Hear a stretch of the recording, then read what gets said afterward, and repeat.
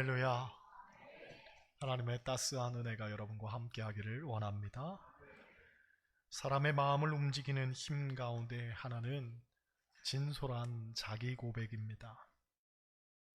대개 사람들은 완벽한 사람의 이야기에 감동하기보다는 자신의 약함을 솔직히 고백하는 사람 앞에서 마음이 열립니다. 하지만 그럼에도 불구하고 사람들은 자신의 아픔과 가시를 숨기려고 하지 결코 드러내려고 하지는 않습니다. 왜냐하면 일단 그것이 수치스러울 뿐 아니라 중요한 것은 그것이 자신의 약점이 되기 때문에 그렇습니다. 인생을 살다 보면 약점이 나의 발목을 잡는 경우가 허다합니다. 그래서 될 수 있으면 약점은 사람들이 모르게 해야 합니다. 또 알아도 아닌 척 해야 하죠. 그리고 어떻게 하든 최대한 나의 장점을 극대화해서 그 약점들을 상쇄시켜야 합니다. 그게 현명한 사람처럼 인식되죠. 그런데 본문을 보면 어찌된 연유에서인지 바울은 자신의 약점을 꺼내놓습니다. 그가 왜 그랬을까요? 성경학자들은 말하기를 아마도 바울은 자신의 약점을 꺼내놓으면서 고린도 교회 교인들을 설득하고 그들의 공감을 얻으려고 했던 것 같다고 말합니다. 왜냐하면 고린도 교회 교인들은 그야말로 잘난 맛에 사는 사람들이었기 때문입니다. 여러분, 고린도 교회 교인들은 물질적으로 넉넉했습니다. 또 지식에 있어서도 부요했습니다. 심지어 은사에 있어서도 탁월했습니다. 그러다 보니 저마다 잘난 맛에 살았는데 교회 공동체에 있어서는 정작 그 잘난 것들이 전혀 도움이 되지 못하고 교회가 하나 되는 일을 방해하고 있었던 겁니다. 때문에 이를 안타깝게 여겼던 바울은 본문을 통해서 내가 세상적으로 볼 때에 자랑할 만한 것들 참 많지만 그것들은 하나도 자랑하지 않고 오히려 내가 평소 부끄럽게 생각하고 수치스러워했던 약점을 꺼내놓겠다는 겁니다. 물론 이것이 다른 사람들이 볼 때에는 거리끼는 일일 수도 있겠지만 하나님을 믿고 하나님의 뜻을 알고 난 후에는 오히려 이것이 그리스도인에게는 진정으로 자랑할 만한 것이라는 걸 내가 알려주고 싶다는 거죠. 여러분, 바울이 꺼내놓는 약점, 곧 그의 가시는 육체에 있던 병이었을 것이라고 사료됩니다. 성경학자들은 그것이 안질이나 혹은 간질이었다고 하는데 교부 터툴리안의 기록에 그렇게 쓰여 있을 뿐더러 대부분의 학자들이 그렇게 판단합니다. 특히 의사였던 누가가 주치의로 평생 바울의 곁에 있었던 걸 보면 그에게 심각한 육체적 질병이 있었던 건 분명해 보이는 사실이고 바울도 이 가시를 위하여 특별히 3번이나 하나님께 기도했다고 고백하는데 안타깝게도 하나님은 그 가시를 끝끝내 해결해 주지는 않으십니다. 바울의 입장에서 보면 이것은 굉장히 좀 속상하고 고통스러운 일이었을 겁니다. 왜냐하면 자기 앞가림도 제대로 못하는 사람이 어떻게 남에게 이래라 저래라 할 수 있단 말인가 라는 비난을 받을 수 있는 일이었고 또 한편으로는 자기 병도 못 고치면서 무슨 남의 병을 고친다고 나선단 말이야 라고 사람들이 말한다면 그 또한 할 말 없게 만드는 일이었기 때문입니다. 그런데 여러분, 소위 대사도라고 하는 바울도 그런 아픔을 가지고 살았다는 걸 보면 어쩌면 인간은 누구에게나 숨은 가시가 있다는 걸 짐작해 볼 수가 있습니다. 실질적으로 현대인들에게 숨어있는 가시는 그 종류가 더 복잡하고 치명적인데 특히나 인간관계에서 오는 가시는 더욱 날카롭고 뾰족하다고 합니다. 사실 교회 안에서 벌어지는 실망의 문제, 낙심의 문제, 고통의 문제들 대부분 이 관계에서 비롯된 가시들 아니겠습니까? 감리교를 창설하신 웨슬리 목사님이 위대한 전도자의 삶을 살게 된 비결 가운데 하나가 뜻밖에도 그에게는 부인의 가시가 있었던 것을 꼽습니다. 이분이 젊은 시절 결혼할 기회가 몇 번 있었는데 번번이 빗나가고 맙니다. 특히 미국 조지아주에서 선교할 때에는 홉키라는 여성과 거의 결혼할 뻔했는데 신앙적인 소명과 결혼 사이의 갈등 때문에 아주 우유부단하게 행동하다가 기회를 놓쳐버리고 맙니다. 당시 목사님의 생각에는 하나님이 부르신 일에 온전히 집중하려면 결혼이 방해가 될 텐데 그렇다고 해서 이 사람을 놓치기는 싫고 어떻게 할까 고민을 하다가 하나님의 응답을 막대기를 통해 알아보기로 결정을 합니다. 즉 막대기 하나를 세우고는 그 막대기가 앞으로 쓰러지면 결혼하라는 뜻이고 뒤로 쓰러지면 결혼하지 말라는 뜻으로 알고서 막대기를 세웠는데 그만 막대기가 뒤로 쓰러져 버린 거죠. 그래서 그 여성과 헤어지게 됩니다. 결국 48살까지 혼자 살다가 4명의 자녀를 둔 과부와 결혼을 하게 되죠. 사연은 이렇습니다. 런던에서 집회를 마치고 오던 중 넘어져서 복숭아뼈를 다치게 되었는데 어쩔 수 없이 한 교인의 집에서 치료를 받다가 하필 그 집주인 여성과 눈이 맞아 결혼을 하게 된 거죠. 그런데 결혼한 이 버질이라고 하는 부인은 좀 부족하고 무식한 여성이었다고 합니다.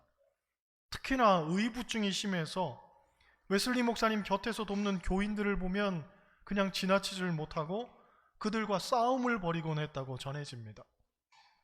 결국 그 부인과는 잘 어울려 지내지 못하고 별거하다가 부인이 언제 죽었는지 모르고 장례식에도 가지 못했다고 합니다. 이런 연유로 교회 역사가들은 추측하기를 웨슬리 목사님에게는 부인의 가시가 있었기 때문에 집에 들어가기 싫었던 목사님이 아주 선교에 전념해서 위대한 역사를 이루게 되었다는 그야말로 믿거나 말거나 한 이야기를 꺼내놓습니다. 다만 실제 세계 역사에서 3대 악처로 꼽는 이가 소크라테스의 아내, 그리고 톨스토이의 아내, 그리고 웨슬리 목사님의 아내입니다.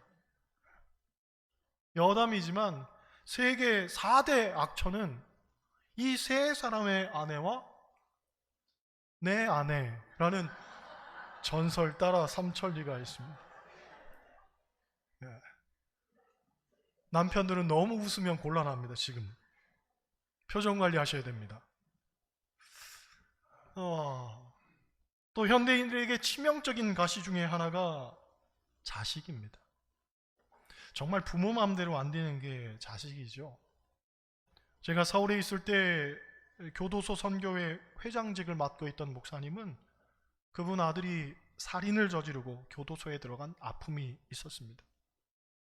그런데 아들을 찾아간 교도소 안에서 수많은 또 다른 아들들을 보게 되었고 그곳에서 자신의 사명을 발견하여 평생을 교도소 사역을 위해 헌신하고 살았습니다. 또 목회자에게 주는 가시 가운데에는 교인도 있죠. 어느 목사님이 이런 글을 썼습니다. 교회에 너무 속을 썩이는 집사님이 있어서 하나님께 기도했다는 겁니다.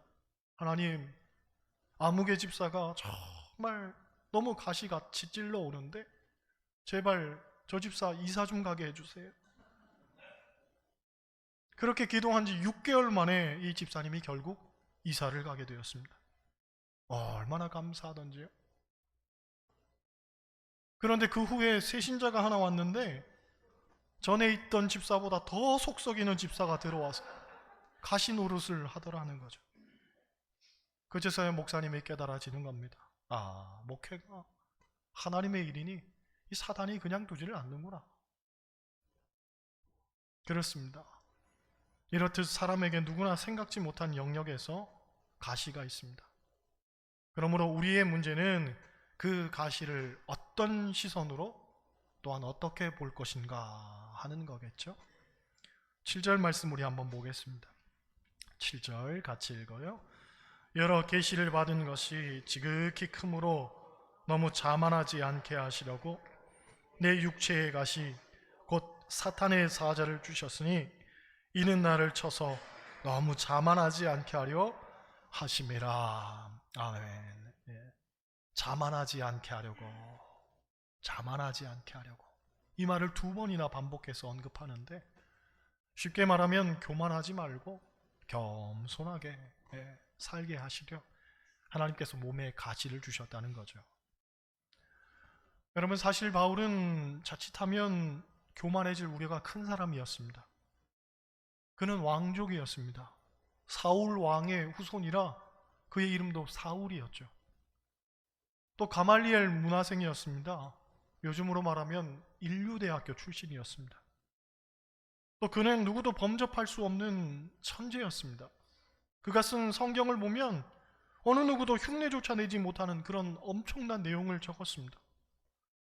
사회적으로는 로마 시민권자였고 영적으로는 삼층천을 보고 온 사람이었습니다. 그러니 뭐 하나 부족할 게 없는 사람이었죠. 상황이 이러하니 그가 교만하려고 했다면 그 어느 누구보다도 목이 뻣뻣한 백성이 될 수 있었습니다. 때문에 하나님께서는 그가 교만하지 않게 하려고 가시를 주었다는 거죠. 요컨대 그에게는 자랑거리가 너무 많았기 때문에 하나님께서는 그를 낮추신 겁니다. 사람은 어느 누구를 막론하고 겸손하기가 참 어렵습니다. 늘 겸손에 대해서 듣고 배우지만 다들 겸양을 가장한 자기 자랑으로 점철되지 진정으로 스스로를 낮추고 겸손한 사람은 많지 않습니다. 사실 우리 주변을 보면 많이 배운 사람이나 못 배운 사람이나 많이 가진 사람이나 못 가진 사람이나 다들 저마다 자기 잘난 맛에 산다는 걸 알 수 있습니다. 게다가 어떤 사람들은 겸손한 것 같으면서도 은근슬쩍 자랑하는 사람도 많죠. 그래서 처음엔 몰랐는데 다 듣고 보면 결국 자기 자랑으로 귀결이 되는 겁니다. 아는 권사님이 이런 얘기를 합니다. 여자들은 계모임 갈 때에 철저하게 무장하고 준비를 하고 가야 한다는 거죠. 왜냐하면 거기서는 진짜 총성 없는 전쟁이 벌어지기 때문이라는 겁니다. 일례로 모임을 갔는데 옆에 있던 사람이 느닷없이 이런 얘기를 합니다. 자기야, 이 가방 참 별로지? 하고 물어봅니다. 아니, 뭐 괜찮은 것 같은데? 왜 그래? 그랬더니 아니, 지난번 생일에 며느리가 사준 건데 백화점에서 300만 원 줬다는데 형 그만한 값어치가 없는 것 같아 하는데 입이 떡 벌어지는 거죠. 그제서야 비로소 깨닫습니다. 가방이 별로라 물어본 게 아니고 자랑하고 싶어서 물어봤구나. 그렇게 되니 나도 가만히 있을 수가 없습니다. 나는 우리 아들 때문에 참 걱정이야. 아니, 뭐가 걱정인데 물어오죠. 아니, 이놈이 돈에 대한 개념이 없어가지고 돈을 좀 모아야 되는데 돈만 있으면 엄마 준다고 다 계좌 이체를 해버리니까 내가 그 돈을 어떻게 써야 돼?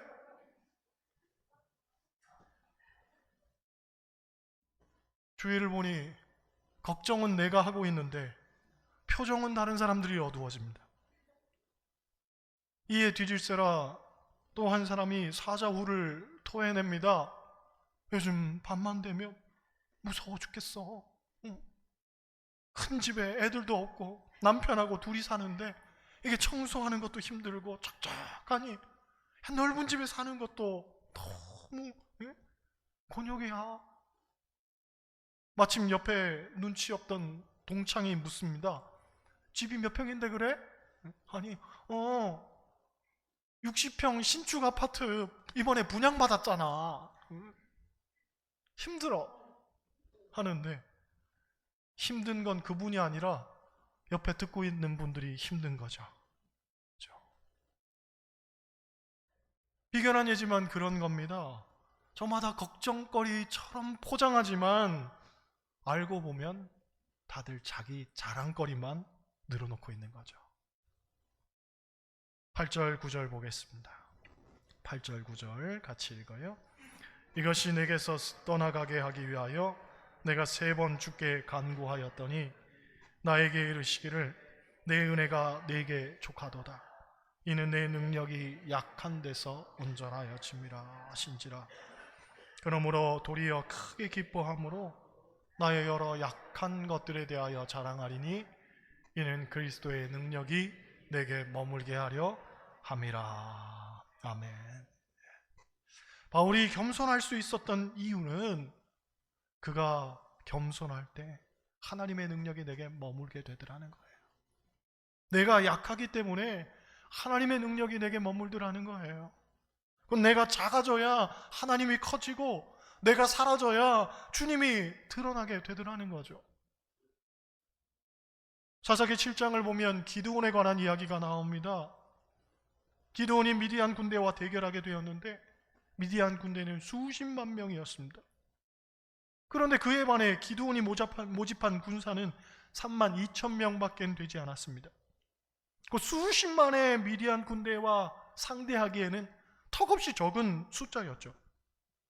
그런데 하나님 말씀하시기를 너무 많다는 거예요. 줄이라는 거죠. 아니 3만 2천도 너무나 모자라는 숫자인데 그게 너무 많다니 이해가 되질 않았습니다. 하지만 기드온은 순종하죠. 그래서 10,000명으로 줄입니다.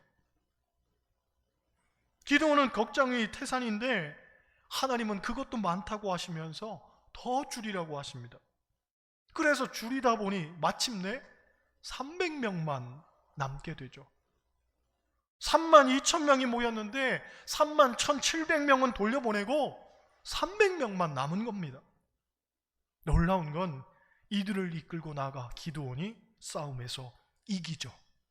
왜 이겼느냐? 너무나 적고 약한 숫자였기 때문에 오직 하나님만 더욱 의지했더니 하나님께서 친히 싸우셔서 기드온으로 하여금 이기게 하셨습니다. 물론 영광도 오직 하나님께만 돌려진 거죠. 여러분, 하나님은 이것을 원하십니다.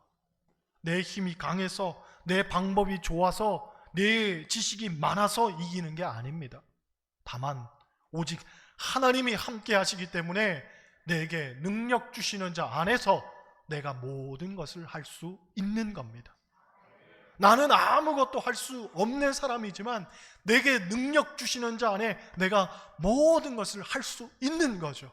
그게 신앙생활입니다. 그러하기에 하나님은 겸손한 자를 들어쓰시고 교만한 자를 물리치신다는 사실을 우리가 분명히 알아야 됩니다. 모세를 보십시오. 그는 애굽의 궁중에서 자란 왕자였지만 어느 날 자신의 뿌리가 노예인 히브리 민족인 걸 알게 되고 그 민족을 해방시키려고 합니다. 당시 그의 열정은 하늘에 닿을 만큼 대단했죠. 하지만 결과적으로는 사람을 죽이는 일을 하게 돼요. 살인자라는 오명을 쓰고 궁중에서 쫓겨나 광야에서 40년을 보내게 됩니다. 그 광야 40년의 시간, 모세의 입장에서는 너무나도 무용하고 불필요해 보이는 시간처럼 보였지만 하나님께서는 광야 40년의 아픔을 통해서 모세를 연단시키시고 그를 겸손하게 만드셨습니다. 그래서 우리의 상식으론 젊고 힘있는 40대의 모세를 하나님이 들어 쓰실 것 같지만 하나님의 생각은 달랐단 말이죠.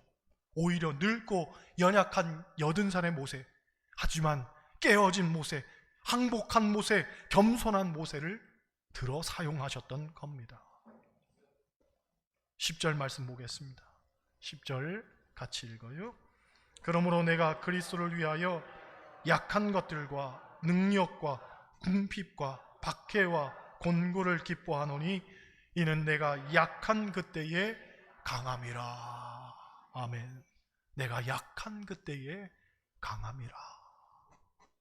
내가 약한 그때에 강함이라. 일본의 오사다 후미코라는 여성은 만 2세의 뇌성마비로 신체 부자유자가 되었고 26살에 큰 수술을 받기 위해 병원에 입원해 있던 중에 한 부인의 전도로 신앙을 갖게 됩니다. 그녀가 34살 때에 일본 요미우리 신문 의료가단의 1등으로 입선을 하게 되는데, 중증 장애인인 그녀가 1등으로 당선이 되자 많은 기자들이 놀라며 그녀에게 이런저런 취재를 하던 중에 당신이 사는 목적은 무엇입니까? 라고 물었다고 합니다. 그때 이분이 이렇게 대답했다고 하죠. 내가 만약 건강했다면 지금쯤 그냥 가정을 가지고 육아에 전념하는 평범한 일생을 보냈겠지만 제가 중증 장애인이 되었기에 오히려 예수님을 알게 되었습니다. 그러니 이제 내가 사는 목적은 나를 사랑하시는 그분의 뜻을 쫓아 많은 사람들에게 오직 복음을 전하는 일 뿐입니다. 여러분, 바울이 육체의 가시를 감사함으로 받아들였듯이 그녀 또한 자신의 고난과 어려움을 감사함으로 받아들인 거죠. 살면서 우리도 우리의 연약함에 대해서 때론 고통스럽고 견디기 힘들어서 이것만큼은 좀 벗어나고 싶고 이것만큼은 떨쳐버리게 해달라고 하나님께 간구하기도 합니다. 그러나 그보다 우선적으로 우리에게 필요한 것은 뭐냐면 그로 말미암아 우리를 강하게 하시리라는 하나님에 대한 신뢰 그리고 믿음이 있어야 합니다. 왜냐? 하나님은 우리가 약할 때에 찾아오셔서 약한 나를 통하여 하나님의 강한 역사를 펼치시기 때문에 그렇습니다. 그러므로 여러분들이 지금 심히 연약한 가운데 있다면 그때가 하나님을 만날 때이요, 그때가 하나님께서 나의 삶에 찾아오실 때이며 더불어 그때가 하나님께서 나를 강하게 하시는 때인 줄로 믿습니다. 그러므로 나의 약함은 하나님의 강함을 불러일으키는 동력이 된다는 점에서 우리는 더 약해져야 됩니다. 내가 더 약해져야 하나님은 강하게 나를 사용하시는 거죠. 나의 약함에 대해서 부끄러워하고 수치스럽게 생각하지 마시기를 바랍니다. 오히려 그 약함 때문에 하나님을 더욱 의지하게 되고 그 약함 때문에 나를 통해 일을 하시는 하나님의 역사를 우리는 보게 될 겁니다. 바라기는 교만하여 자신의 강함을 자랑하려는 세상적인 욕구를 벗어버리고 오히려 하나님 앞에 더 약함을 내세우면서 하나님의 함께하심과 더불어 하나님의 강건적인 인도하심을 늘 경험하고 사는 저와 여러분 되시기를 주님의 이름으로 간절히 축원합니다. 기도하겠습니다.